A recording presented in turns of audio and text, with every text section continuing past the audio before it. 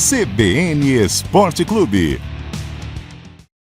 Paulo Lira, que muda esse no comando técnico do Botafogo? Quais lições a gente pode tirar dessa mudança realizada pela diretoria, que provavelmente avaliou muito, né, o desempenho do Botafogo muito mais do que os resultados. O desempenho do Botafogo em campo deve ter pesado muito para essa escolha, essa demissão do Antônio Carlos Zago. Ontem aqui no programa, inclusive, conversávamos com os ouvintes de que uma reunião estava prestes a acontecer lá na Maravilha do Contorno, né, com a participação de vários agentes importantíssimos para o Botafogo, mas eu confesso que nem de longe a gente imaginava aqui que o Antônio Carlos Zago fosse demitido. Eu esperava até uma demissão daqui a 3, 4, 5 rodadas, ele trazendo os jogadores de confiança, né, com o perfil que lhe agrada, e aí não surtindo efeito. Aí sim, imaginava que o Botafogo desse sequência a esse processo de demissão, que é um processo habitual, comum do futebol brasileiro. Mas ontem eu acho que pegou muita gente de surpresa, assim como eu. Também fiquei surpreso, Cris, com essa saída, né, do Antônio Carlos Zago, que acontecendo ontem.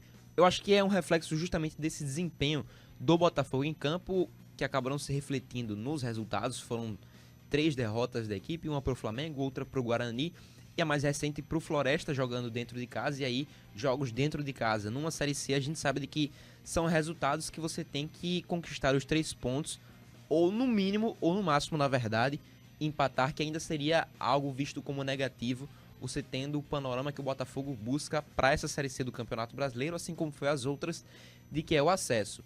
Eu fui pego também de surpresa por essa demissão do Antônio Carlos Zago, justamente por achar que seria esperado ainda pelo menos essa janela de transferências, que apesar de curta, eu acho que novamente vai haver uma movimentação do Botafogo muito grande, muito ofensiva do Botafogo. Vejo o Botafogo muito ofensivo dentro do mercado de transferências, porque é um time que a gente vê não consegue dar respostas em campo. Foi assim com o João Bursi, que apesar de ter chegado na final do Campeonato Paraibano, não conseguiu dar tantas respostas quanto a gente esperava assim que fosse com o técnico. Chega o Antônio Carlos Zago em toda aquela novela, toda aquela situação com The Strongest, o vai, não vai, o pagamento da multa ou não pagamento da multa, a espera por ele, o anúncio, um pré-contrato assinado.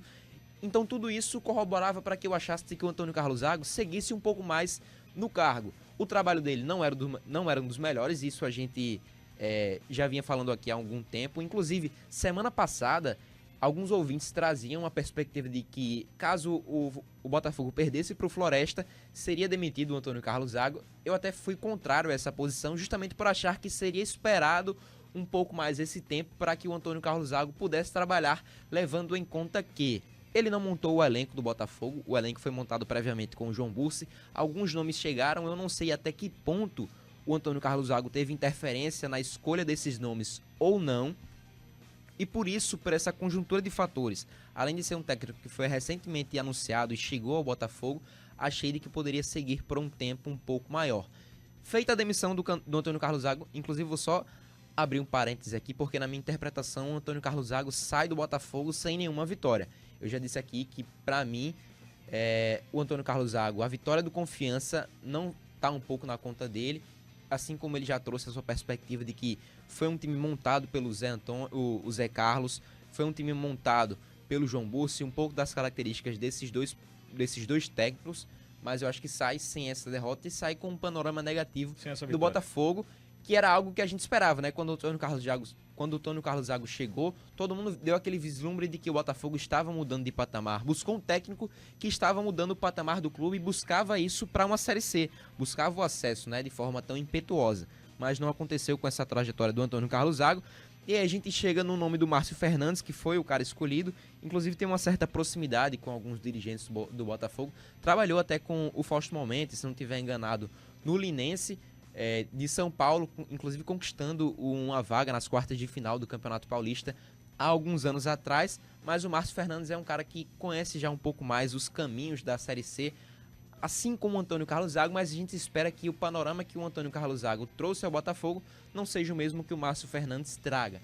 O Márcio Fernandes é bicampeão da Série C do Campeonato Brasileiro, os 2 títulos com o Vila Nova, inclusive um de um ano até bem contraditório do Márcio Fernandes, porque ele estava no 13, acabou fazendo parte daquela campanha do rebaixamento do Galo em 2020, e aí logo depois assume o Vila Nova, quadrangular do acesso, é campeão da Série C e consegue a vaga para a Série B do Campeonato Brasileiro.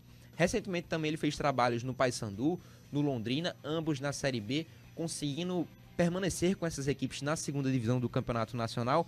E aí eu fiz um pouco mais do apanhado do que deve acontecer com o time do Márcio Fernandes. É um cara que gosta de trabalhar um pouco mais num esquema de 4-2-3-1, 2 volantes, 3 jogadores, sendo aquele camisa 10 um pouco mais utilizado, mas aí a gente esbarra em um outro problema.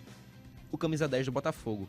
A gente vem vendo que o Botafogo utiliza o Guilherme Santos como esse jogador de camisa 10, como jogador como um meia armador, e tem o Camilo à sua disposição. Mas quando o Camilo entrou para jogo, começou o jogo de titular, não conseguiu corresponder nem ofensivamente, muito menos defensivamente, que a gente sabe que não é a função dele. Então eu acho que é uma das posições que o Botafogo tem que procurar e cavucar qualquer nome que seja, que consiga agregar, claro, ao time dentro da Série C do Campeonato Brasileiro, porque é uma deficiência que você tem desde o ano passado, inclusive. A gente bateu muito na tecla de que faltava ao Botafogo um camisa 10, faltava aquele cara que resolvesse a situação, botasse a bola embaixo do braço e resolvesse. Isso a gente ainda não vê dentro desse elenco do Botafogo. E além desse esquema de 4-2-3-1 do Márcio Fernandes, vi ele utilizando em algumas equipes dele o 4-1-4-1 com apenas um volante de contenção, fazendo um jogo um pouco mais móvel no meio de campo, além do 4-4-2 com 2 atacantes. Então acho que esses são os esquemas táticos que a gente vai poder observar do Márcio Fernandes para uma Série C de Campeonato Brasileiro com o Botafogo. Contudo, fica aqui o parêntese. Não adianta você mudar o treinador, não adianta você mudar o dirigente, o técnico, se o time não corresponde em campo, seja por qualidade técnica ou por qualquer outro fator externo que tenha.